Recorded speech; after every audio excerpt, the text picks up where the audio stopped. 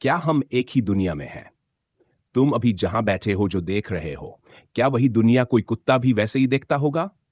क्या वही दुनिया कोई पक्षी भी वैसे ही अनुभव करता होगा? तुम सोचोगे, निश्चित ही नहीं, क्योंकि एक कुत्ते की आंखें उसी रंगों को नहीं देख सकती जो तुम देखते हो। एक मधुमक्खी के लिए दुनिया का नक्शा अलग होता है, क्योंकि वह पराबैंगनी किरणों में देखती है। एक चमगादड़ ध्वनि की तरंगों से देखता है, उसके लिए यह दुनिया ध्वनि का एक विस्तार है। और एक सांप, उसकी आंखें गर्मी को पकड़ती हैं, उसके लिए यह संसार एक अग्नि की लहर की तरह है। अब सोचो, अगर एक ही स्थान पर खड़े होकर भी दो जीव दुनिया को अलग अलग देख सकते हैं, तो कौन सही है? क्या हम ये कह सकते हैं कि केवल हमारी दृष्टि ही सही है और बाकी सब गलत? हम सब एक ही घर में रहते हैं, लेकिन अलग अलग कमरों में कल्पना करो। एक विशाल महल है जिसमें सैकड़ों कमरे हैं। हर कमरे की दीवारें पारदर्शी है, लेकिन वहां रहने वाले लोग इन्हें देख नहीं सकते। हर कोई सोचता है कि उसकी ही दुनिया असली है, क्योंकि वह सामने जो देख रहा है वही उसके लिए सत्य है। लेकिन अगर कोई इस महल के ऊपर उठकर देखे, अगर कोई इतनी ऊंचाई पर खड़ा हो जाए कि सारी दीवारें उसके लिए अदृश्य हो जाएं, तो उसे क्या दिखेगा? उसे दिखेगा कि वे सभी अलग अलग कमरों में नहीं, बल्कि एक ही घर में रहते हैं। ठीक इसी तरह मनुष्य, पशु, पक्षी, कीड़े मकोड़े सब एक ही दुनिया में हैं, लेकिन उनकी इंद्रियां उन्हें अलग अलग संसार का अनुभव कराती हैं। उनकी सीमाएं उन्हें अलग अलग कर देती हैं। जो दीवारें पारदर्शी हैं, उन्हें वे देख नहीं सकते। वे सोचते हैं कि वे अलग अलग हैं, जबकि वे एक ही घर में हैं, एक ही अस्तित्व में हैं। ऊपर उठो और विभाजन गायब हो जाएगा। अब सोचो, अगर कोई इस सीमाओं से परे देख सके, अगर कोई इन इंद्रियों के जाल से मुक्त हो सके, अगर कोई खुद को थोड़ा और ऊंचा उठा सके, तो क्या उसे भी यह दुनिया अलग अलग हिस्सों में बंटी दिखेगी? या फिर वह देखेगा कि सब कुछ एक ही है? यही तो होता है ध्यान में। यही होता है जब कोई स्वयं को भीतर से देखने लगता है। धीरे धीरे यही एहसास गहराने लगता है कि कोई दीवार नहीं है, कोई विभाजन नहीं है। सभी सीमाएं, सभी भेद केवल देखने के तरीकों की वजह से थे।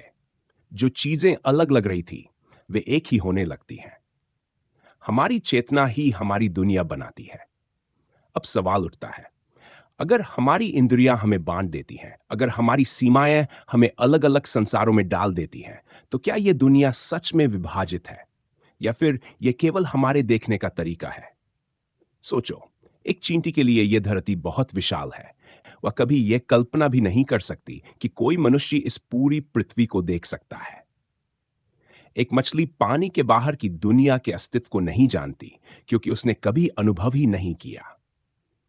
क्या हम भी ऐसे ही किसी सीमा में बांधे हैं?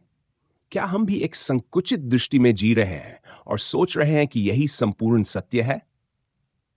जब कोई अपनी चेतना को सीमाओं से परे ले जाता है, तो उसे संसार पहले से बड़ा दिखने लगता है। धीरे धीरे वह देखता है कि सब कुछ एक ही धारा में बह रहा है। अलग अलग जीव, अलग अलग संसार नहीं है, बल्कि एक ही लय में, एक ही संगीत में बहे जा रहे हैं।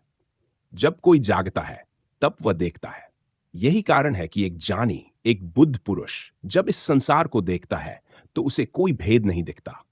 उसे सब कुछ एक ही अस्तित्व का विस्तार लगता है। कोई हिंदू नहीं, कोई मुस्लिम नहीं, कोई ईसाई नहीं, कोई ऊंचा नहीं, कोई नीचा नहीं, कोई आदमी नहीं, कोई औरत नहीं, कोई मानव नहीं, कोई पशु नहीं। वह देखता है कि सब कुछ एक ही सत्य है। लेकिन यह देखने के लिए तुम्हें अपनी आंखों से नहीं, अपनी चेतना से देखना होगा। कैसे देखें इस सत्य को? सवाल यह है कि हम इसे कैसे देख सकते हैं? क्या हमें भी किसी ऊंचाई पर जाना होगा? क्या हमें भी कोई विशेष शक्ति चाहिए? नहीं। तुम्हें कहीं बाहर नहीं जाना है, तुम्हें केवल भीतर जाना है। जो भी तुम अभी देख रहे हो, उसे देखने का तरीका बदलना है। जो भी भेद तुम्हें दिखाई दे रहे हैं, उन्हें थोड़ी देर के लिए भूलना है।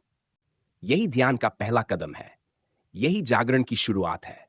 जब देखने का तरीका बदलता है, तो दुनिया बदल जाती है। इसलिए अब जब भी तुम दुनिया को देखो, तो यह मत सोचो कि यह केवल वही है जो तुम्हारी आंखों को दिख रहा है। यह समझो कि यह वही है जो तुम देखने लिए तैयार हो। अगर तुम्हारी चेतना ऊपर उठेगी, तो तुम्हें यह एक लगेगी। अगर तुम अपनी सीमाओं में बांधे रहोगे, तो तुम्हें यह अलग अलग दिखेगी। तुम्हें यह तय करना है कि तुम इसे देखना चाहते हो या इसे अनुभव करना चाहते हो, क्योंकि देखने वाले और अनुभव करने वाले में बहुत फर्क है। देखने वाला दूर खड़ा होता है, अनुभव करने वाला उसमें समा जाता है। अब फैसला तुम्हारे हाथ में है। तुम इस सच्चे को देखना चाहते हो या इसे जीना चाहते हो?